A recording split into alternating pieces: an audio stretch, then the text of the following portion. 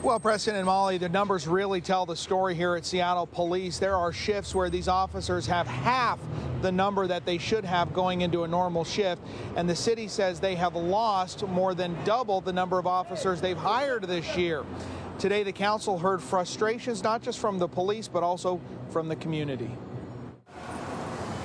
3rd and Pike is one of Seattle's so-called crime hotspots. Public drug use is constant, and the city is now closing off alleyways where overdoses happen daily. What do you think should be done about it? I think they should arrest people. Despite recriminalizing drug use and promising to clean up 3rd Avenue, things here look much the same. We have had the same group of drug dealers poison the minds and the streets of our community for the past 4 years, and no one does anything about it. This is madness. We do not have to put up with this. The City Council's Public Safety Committee pointed to 2 main issues: low police staffing, which is getting worse, and the fact that many misdemeanor suspects are being turned away at the King County Jail. There are repeat offenders out there committing crimes over and over and over again, and there doesn't seem to be a solution. The city claims to be getting half the beds they pay for from the jail. I want my money back, basically. I also want to be clear that there are some people that just need to be locked in jail. Interim Police Chief Rahr said she'd like to see another option for secure detention for people who need drug treatment after an arrest. What we're seeing right now is the result of public policy being rooted into this ideological purity that either you treat or you incarcerate. We have to do both things. We haven't found the right balance for that right yet. There was an audit released earlier this month that recommended the city look to the federal government to offer help in disrupting the drug trade in downtown Seattle. Today, Seattle City Council President Sarah Nelson told me she would be very open to that idea. Reporting live downtown, Jeremy Harris, KOMO News. Today, we heard directly from Seattle Interim Police Chief Rahr about crime in Seattle. Rahr addressed a city council meeting. It was clear the chief and council members are pretty frustrated. Molly Shin joins us tonight on the Deep End. And Molly, you spoke with Jeremy Harris about today's hearing. I did, Preston. People who live and work in Seattle also spoke at that hearing today. One person talking about the crime and open-air drug use in downtown told council members this is madness. Jeremy, it sounds like there was a lot of frustration at this city council committee meeting today with Interim Police Chief Rahr. What was the discussion there?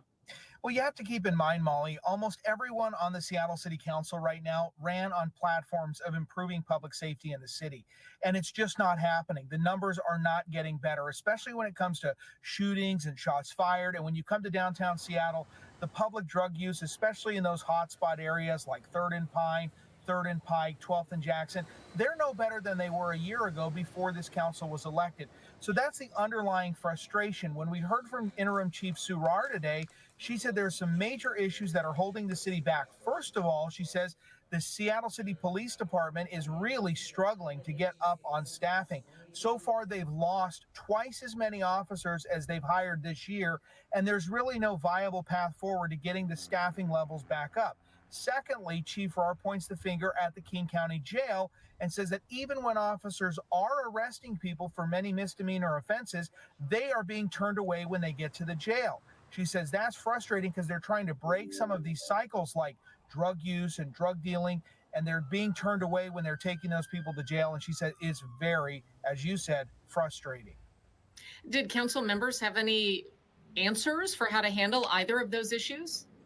Well, they did. Really, the one thing I saw coming out of an action item here is what was recommended in an audit just a few weeks ago to Seattle city leaders that said you've got to take advantage of some of the federal resources that are out there to try and help break up some of the drug dealing. We heard interest in that today from Sarah Nelson. We also heard from Interim Chief Rahr. She said that they are looking at prioritizing staffing. Where can they be? You know, what can they do better with the officers and resources that they have?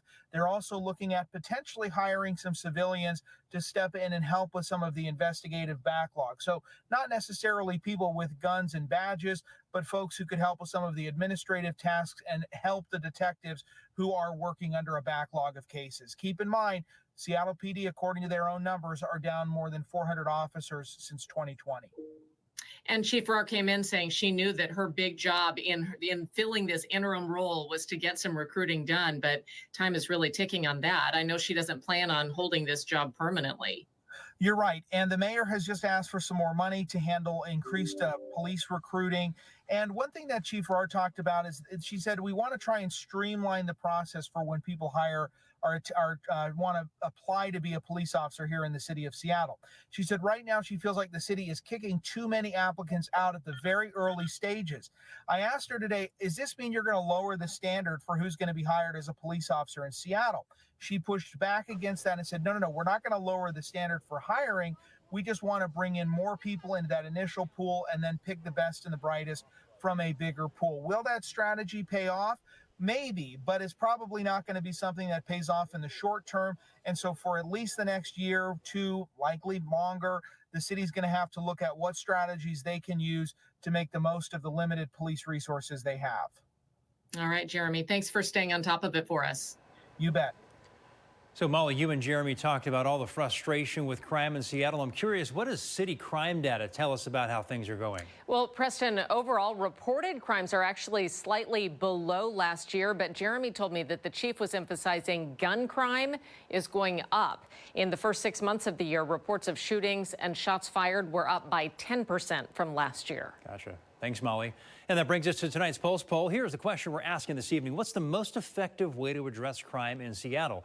Here's a live look at the results tonight. 50% say increase police staffing.